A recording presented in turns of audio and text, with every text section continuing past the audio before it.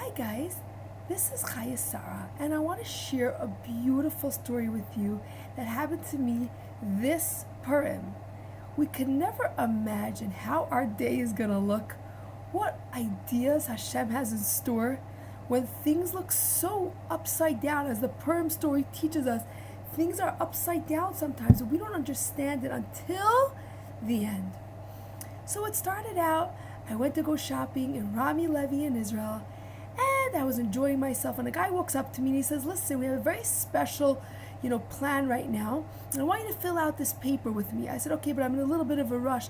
I have to get to Beit Shemesh in time to hear the Megillah because I wanted to have 2 Purims. He says, don't worry, no problem, it'll be a very quick thing. I'm just going to walk with you and fill it out. I said, okay. As I'm walking and trying to go shopping, he's keep going and going. 20 minutes, 30 minutes. I'm like, I hope you understand that I'm really in a rush. I can't keep doing all this. He's like, it's fine, it's fine. I said, you know what? I'm going to have to come back another time and finish this with you because I'm in a rush. He's like, no, just continue. Anyway, it took him 45 minutes. He walked around the whole store with me, tried to let me shop and fill out this whole application I thought would take 5 minutes. Needless to say, I was a little bit annoyed because I was like, I really need to go hear Megillah. Okay, my day's messed up. I don't know what I'm doing. I come home and I'm like, oh my gosh, I need to fly. I need to go to Beit Shemesh. I need to get to the Megillah. I get on a bus. And by the time I was already on my way, it was much too late to possibly make the Megillah that I was supposed to go hear the reading of Esther. I was a little bit upset. I'm like, okay, whatever. I'm sure something else will work out.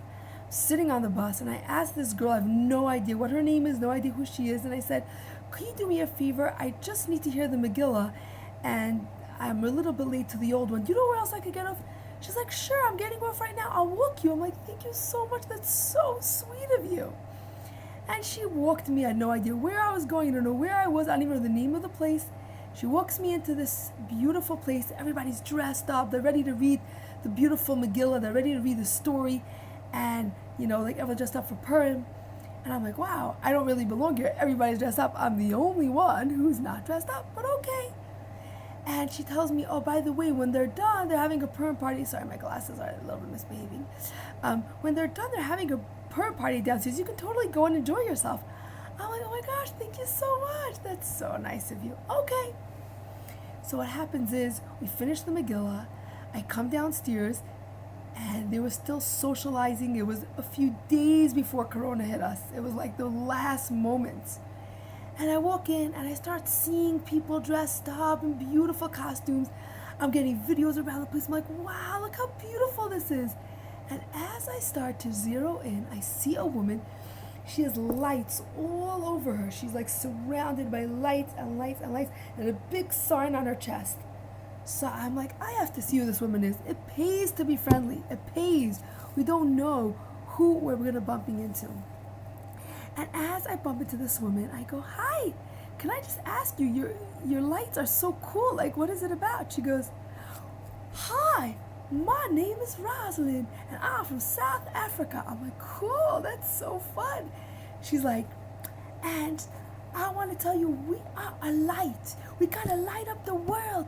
And I wear lights to remind us we got to light up the world. And I'm like, whoa, who did I stop right now? And I start talking to her, and I'm like, wow, what do you mean by that? Like, what makes you say that? And she starts describing to me how she feels that every person is a light, and we can light up the world, and every person has so much to give. We have to just believe in ourselves. And I'm like, wow. So I start sharing with her how, like, this is my life. I want to inspire people. I want to lift people up. And she's like, Chaya, I'm so happy I met you. And I said, Roz, I'm so happy I met you. And we're having a great conversation. And as we continue talking, she goes, Chaya, let me tell you something. I'm like, what? She's like, do you know I have a radio show? I'm like, what? She's like, Chaya Fen in South Africa.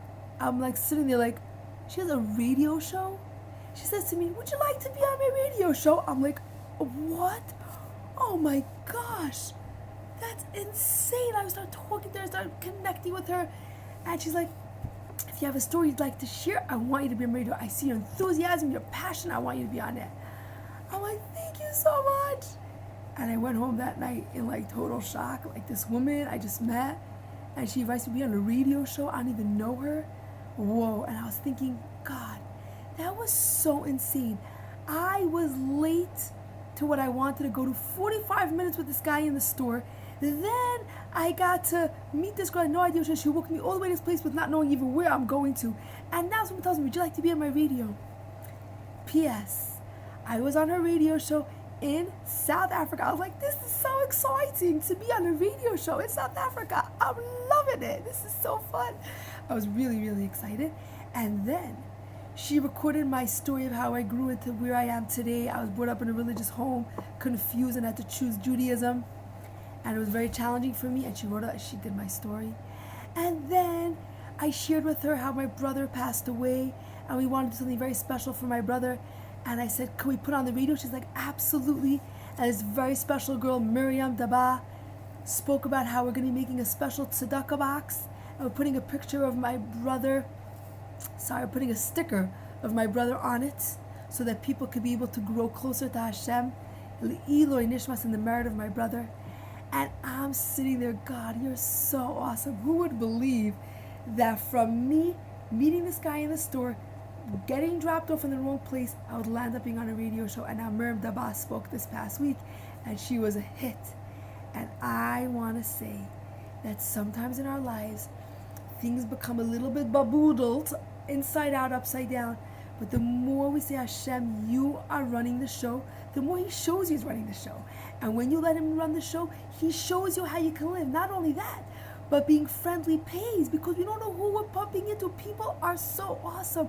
We don't know who a person is. So I give us a blessing to start to look out for the beauty in people that we're going to meet up with. Strangers are friends you just never met before. Every person is a treasure. And if you stick your finger in that treasure, you can find out what golden hidden stuff are waiting for you. May you feel and see how awesome Hashem is. In whatever you do, turn to Him, ask Him to help you, and watch the miracle that'll come for you. Have a beautiful day.